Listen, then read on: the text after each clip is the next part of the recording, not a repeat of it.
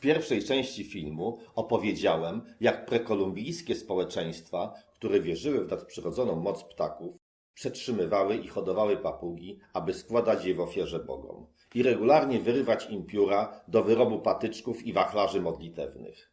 Ptasie pióra stanowiły ważny element strojów oraz takich wyszukanych nakryć głowy noszonych podczas ceremonii religijnych. Ale nie musimy szukać takich przykładów u Indian i wcale nie aż tak dawno. Podobne zamiłowanie do piór obserwowaliśmy też w XIX-wiecznej Europie i Ameryce Północnej, kiedy to pióra papug zdobiły damskie kapelusze. Moda na noszenie ptasich piór rozpoczęła się na dworze Ludwika XVI już w XVIII-wiecznej Francji, kiedy to Maria Antonina, królowa nie tylko Francuzów, ale i mody, zaczęła pojawiać się w nakryciach głowy z piórami, nie zdając sobie pewnie sprawy, że otworzyła przerażającą kartę w historii ludzkości. Kapelusze stały się wtedy obowiązkowym nakryciem głowy dobrze urodzonych kobiet i choć zaczęło się dość niewinnie, od pojedynczych piór, to już w końcu XVIII wieku kapelusze z piórami stały się przedmiotem satyr. Wyśmiewano też ich wielkość. Ale w drugiej połowie XIX wieku można było już spotkać widoki, które dziś, jak sądzę, wywołałyby odrazę i przerażenie. Na damskich kapeluszach, czepkach i innych elementach strojów zaczęły pojawiać się masowo fragmenty, jak i całe zakonserwowane ciała ptaków, gadów, owadów, a nawet mysz. Sami kapelusznicy tworzyli kompozycje z martwych ptaków, gałęzi, liści, kwiatów, starając się odtworzyć na kapeluszu oryginalne środowisko, w którym żył dany ptak. Oprócz znanych wszystkim widzom papusiej telewizji, kolorowych papug, na kapeluszach najlepiej chyba prezentowały się całe rajskie ptaki z ich rozłożystymi ogonami. Ale zadowalano się też bardziej pospolitym ptactwem. Jednak to, co łowcy ptaków zrobili milionom dzikich gatunków pod koniec XIX wieku, jest niewyobrażalne. Można więc powiedzieć, że wtedy, podobnie jak w prekolumbijskich Amerykach, składano ptaki w ofierze, ale na ołtarzu mody. Jak więc myślicie, czyje obyczaje były bardziej dzikie? Te zoologiczne fantazje trafiały nie tylko na kapelusze. Ubrania haftowano na przykład opalizującymi skrzydełkami brazylijskich chrząszczy. Ta, że tak się wyrażę, inspiracja naturą przejawiała się również w biżuterii. Jeśli chodzi o ptaki, to jubilerzy preferowali kolibry ze względu na, jak się wyrażali, klejnotową jakość ich kolorowych piór. Głowy kolibrów montowano w kolczykach, naszyjnikach i broszkach. Biżuteria ta była uwielbiana przez ówczesne damy. To szaleństwo trwało ponad 100 lat. Współczesne panie na pewno patrzą na to z obrzydzeniem. Zapytacie więc pewnie, co powodowało, że ówczesne kobiety z taką lubością nosiły na głowach martwe ptaki. Otóż ten trend istniał nie tylko w sferze ubioru, a odpowiedzi na to pytanie trzeba szukać w filozofii ówczesnej epoki. Były to czasy rewolucji przemysłowej w Europie i Stanach Zjednoczonych, która wymogła poszukiwanie nowych rynków zbytu na całym świecie, więc do najdalszych jego zakątków wyruszyli żeglarze, którzy przywozili z tropików nieznane dotąd okazy zoologiczne. Zbiegło się to z ogłoszeniem teorii ewolucji Darwina. Jak grzyby po deszczu zaczęły powstawać muzea historii naturalnej. Ludzie zafascynowali się naturą i zainteresowali organizowaniem własnych kolekcji. W prawie każdym domu istniały tak zwane cabinets of curiosities, czyli gabloty ciekawostek. Był to zwykle regał, ale w bogatych domach również osobny pokój, w którym eksponowano okazy fauny i flory.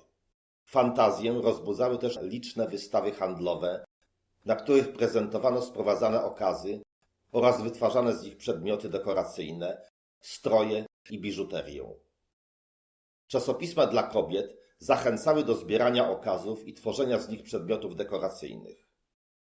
Oprócz prac z woskowanymi kwiatami i owocami, muszlami, mchami, ludzkimi włosami, kobiety były również zachęcane do konserwowania owadów, motyli i wypychania zwierząt. Zwykle przykrywano te dzieła szklanymi kloszami.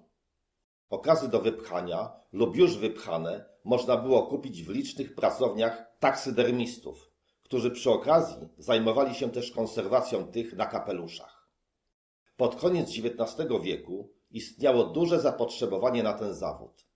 Taksydermiści doskonalili swoje umiejętności w montowaniu wypchanych ptaków na drutach i sprężynach, które pozwalały, by na damskich kapeluszach poruszały one głowami i skrzydłami w możliwie najbardziej naturalny sposób. Z kolei czasopisma modowe i książki o dekoracji wnętrz instruowały kobiety, jak usuwać wnętrzności, konserwować martwe ptaki arszenikiem i wypychać je wełną lub dębiną, a następnie tworzyć z nich kompozycje. Rekreacja artystyczna zawiera rozdział poświęcony taksydermii, w którym opisano cały proces. A praktyczna taksydermia doradza też, jak zwierzęta powinny być prezentowane. Czytelnik dowiaduje się, że nie jest w dobrym guście układanie obcych ptaków z rodzimymi i że ptaki powinny wykazywać jak najwięcej życia. Nie jest więc niczym niezwykłym, że kobiety czuły się komfortowo, ozdabiając swoje ciała martwymi ptakami i chrząszczami.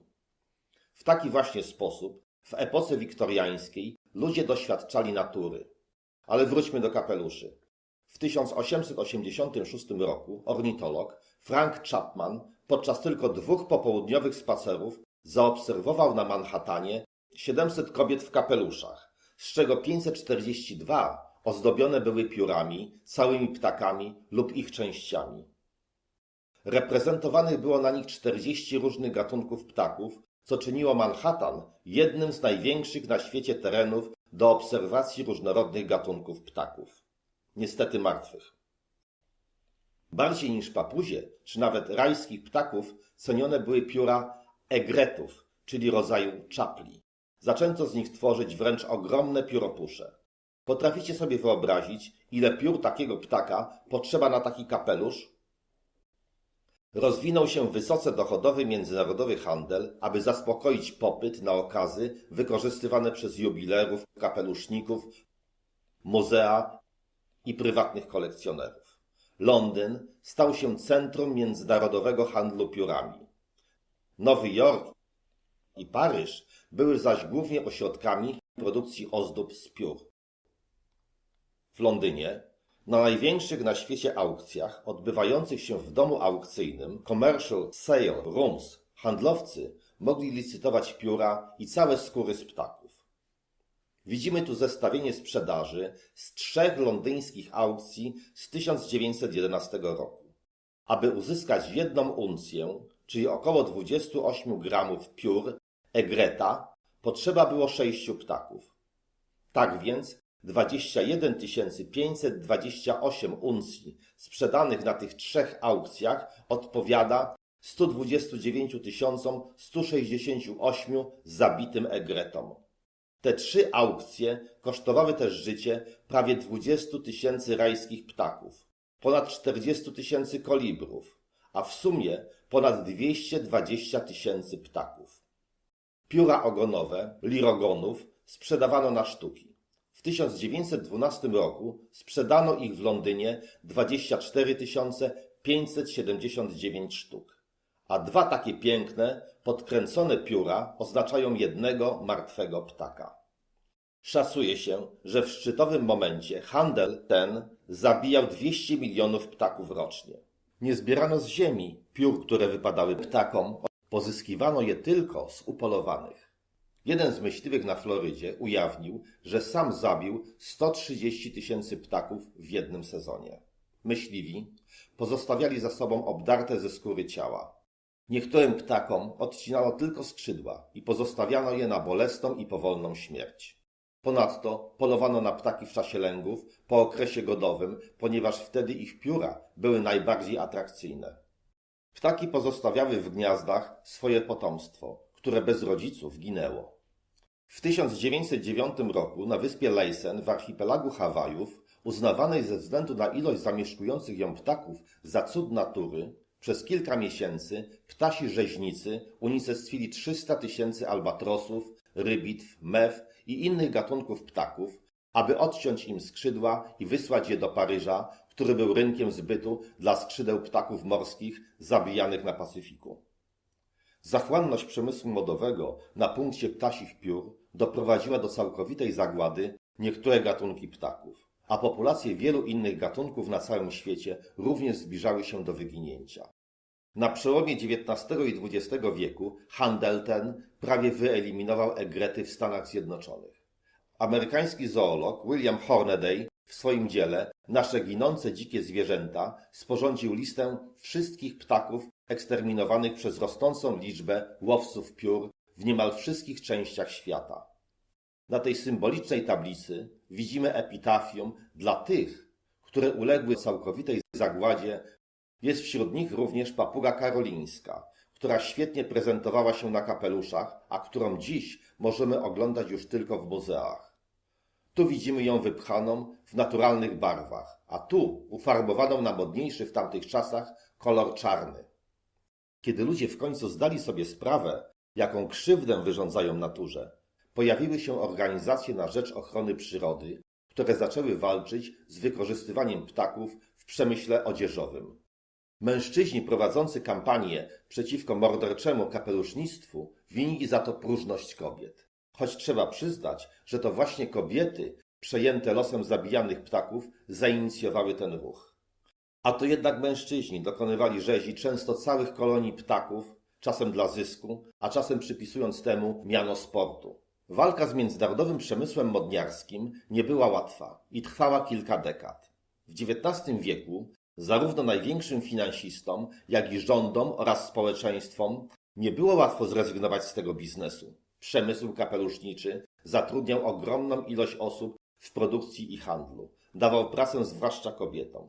W 1889 roku w Londynie i Paryżu w branży było zatrudnionych ponad 8 000 kobiet, a północnoamerykański przemysł kapeluszniczy zatrudniał 83 000 osób, z czego większość stanowiły kobiety. Pracy było bowiem co niemiara. Pióra były wybielane i farbowane. Były też krochmalone i formowane, albo parowane i podkręcane, albo też misternie przedłużane. Z pęków piór i ptasich głów wytwarzano też tak zwane egretki, od francuskiego egret, czyli przypinki zdobiące fryzury lub nakrycia głowy. Tysiące ludzi musiało więc stracić pracę. Dlatego proceder ten trwał aż do lat 20. XX wieku. Dopiero stopniowo uchwalane ustawy położyły w końcu kres erze eksterminacji. Jednak już od przełomu wieków wiktoriańska filozofia uznania dla świata przyrody zaczęła zmieniać kierunek. Zamiast udomawiać przyrodę pod szkłem, zaczęto zwracać uwagę na jej ochronę. Niestety, jeszcze dziesiątki lat po zaprzestaniu masowej produkcji ptasich kapeluszy, dzika przyroda wciąż otrząsała się ze skutków ludzkiego okrucieństwa. Ale niektóre gatunki straciliśmy bezpowrotnie. Żaden inny element ubioru człowieka nie miał tak niszczycielskiego i ogólnoświatowego wpływu na dziką przyrodę jak kapelusz. Na szczęście kapelusze wyszły z mody. Co prawda zdarzają się jeszcze takie modowe fanaberie żywcem przeniesione z poprzedniej epoki, ale dziś największym zagrożeniem dla dzikich ptaków na naszej planecie jest degradacja ich środowisk.